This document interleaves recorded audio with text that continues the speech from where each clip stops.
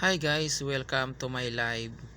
Ayan, for today's video mga idol ay andito nga pala ako sa grocery store at ayan, ang sarap mamili ng mga prutas dahil napaka fresh at syempre ayan, mukhang masarap ang kanilang orange, banana at syempre yung mango.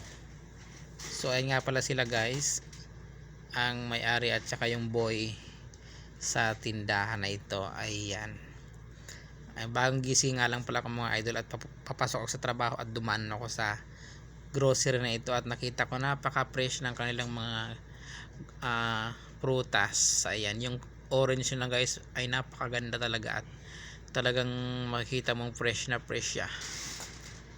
Ayan, at meron din silang bayabas at mango at saka yung yung grapes na pahaba.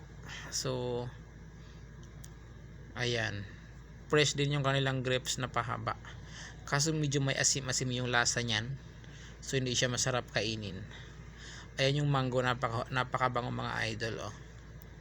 Ayan, fresh and delicious. Ayan, thank you for watching mga idol, and maaari pong pakishare ng aking video at pakipollow at pakisubscribe. So ayan po mga idol yung kanilang mga orange. Ayan ilapit ko mga idol. Ayan, napakasarap, napaka fresh and ayan, delicious ang kanilang mga orange at syempre yung kanilang banana.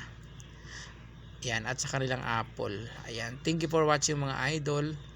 Ayan, salamat sa panonood at pakishare, follow and subscribe po.